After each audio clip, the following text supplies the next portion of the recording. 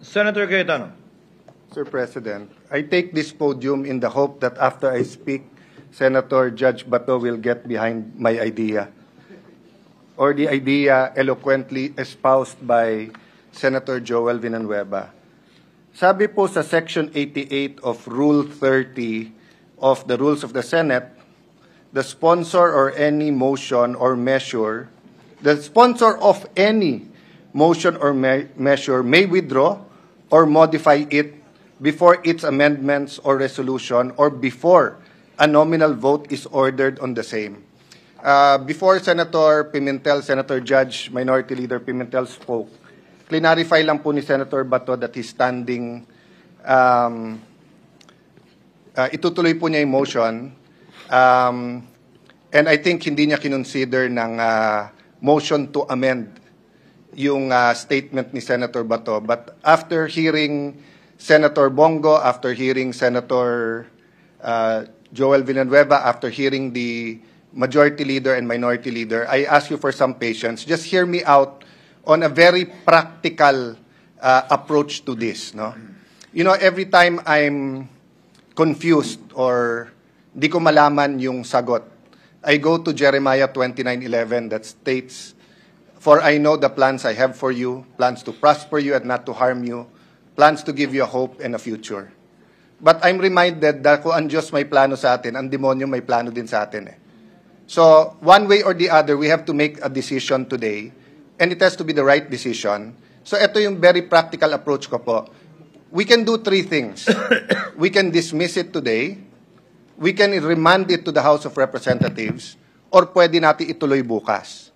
If we dismiss it today, based on the ground that it is violated the Constitution at more than once na po ito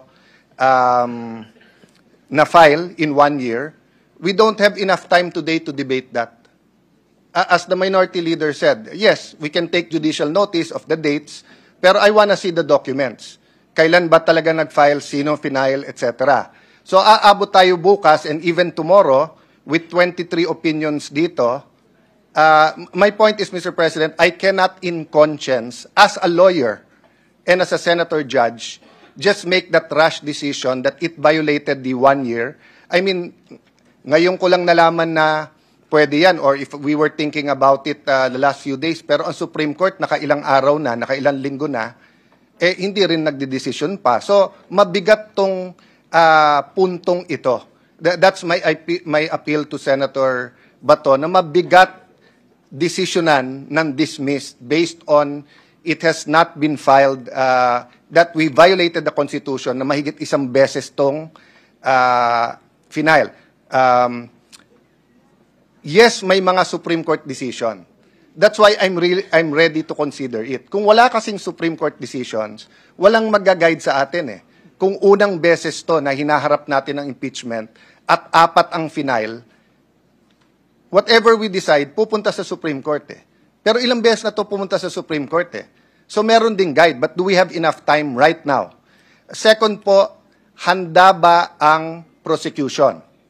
Ang makakasagot lang po nun, not even the re-elected prosecutors. Remember po, magkakaroon pa ho ng session sa umaga ng SONA sa July. At mag-e-elect pa ng speaker. And based on that, i-confirm pa nila kung itutuloy nila to o hindi. Of course, by all indications now, itutuloy. But why will I assume that? Why will I also assume na 4 yung final? Hindi ko nakikita pa yung lahat ng dokumento. Pero lahat ng briefer nandito.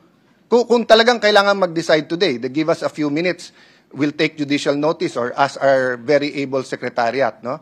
The third is that hindi daw pwedeng tumulay sa 20th Congress.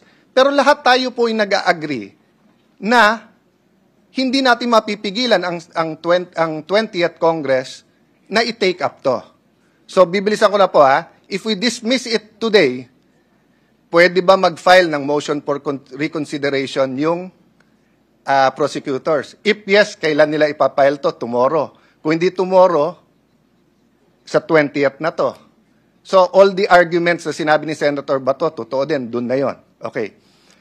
If ituloy naman natin tomorrow, babasahin yung articles, bibigyan ng 10 araw, mag-issue ng summons, bibigyan ng 10 araw na sumagot ang akusado or yung the Vice President has been impeached, and then pwede yung prosecutors 5 days, aabot na tayo ng June 30 nun, hindi pa nagko-convene ang 20th Congress until the day nung SONA. So, in both cases, dismissed or tuloy, dun pa rin tayo magharap eh. Ano po ang benefit ng pag-remand? Again, excuse me everyone sa legal, moral, because I only had a few minutes to think about this. Kung sana si Senator Bongo ang nagpa-amend, I was willing to listen. Pero hindi daw yun amendment at hindi tinanggap ni Senator Bato. So ako nagmumove ngayon na i-consider ni Senator Bato, i-amend yung motion niya from dismissal to remanding. No, I cannot move myself na i-remand because may pending motion now. But I can ask him to amend his motion. And why will remanding be in the interest of justice and consistent with our oath of political neutrality? Kasi ang mangyayari nito, hindi pa binabasa yung articles of impeachment bukas, babalik to sa House of Representatives. Hihingin natin ngayon na isa-certify nila na hindi nila violate yung 1 impeachment per year. Number 2, by the time they answer sa 20th Congress, prosecutors na ng 20th Congress ang mag-affirm na interesado kami na itutuloy namin to. And by that time, the 12 senators po who have joined the 20th Congress will have the wherewithal and the say-so how to proceed. So, I'm just looking from it from a practical point of view. It might not sit well with my colleagues. If I wasn't a lawyer, perfect yung aking pong sinasabi. But being a lawyer, kailangan ko rin pag-isipan. Pero tignan niyo lang po from a practical point of view. Pag dinismiss natin to ngayon, may ibabalik din nila, Senator Bato. I-file din nila. Pagka naman hindi natin dinismiss, doon din ang mangyayari. Pag niremand natin, may mangyayari.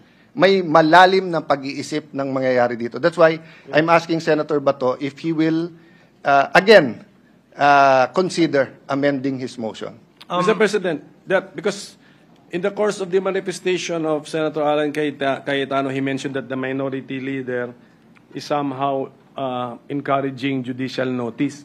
No. I mean, can I state my position? No, actually, Senator, I was agreeing with you that we cannot decide. We cannot take judicial notice of all those facts being alleged. We cannot. That is my position. I think Senator Judge Cayetano agreed with you. Yes, I said, even myself, I am not in favor of taking judicial notice kahit may magsabing pwede. I'm sorry, Minority Leader, if it made it appear that I'm speaking for you.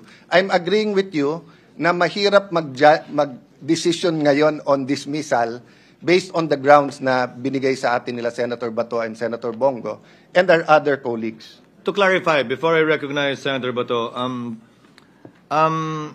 the chair, as it understood the point raised by Senator Cayetano, is that the basis of the 2 grounds raised by Senator Bato in seeking a dismissal. Three grounds, Mr. 3 grounds. Presiding. Cannot be taken judicial notice of by the court, and that these facts must be obtained, if at all, and/or ascertained from the parties involved. In this case, the House prosecutors and the 19th Congress members who signed. That is the understanding of the chair with respect to the statement of Senator Cayetano.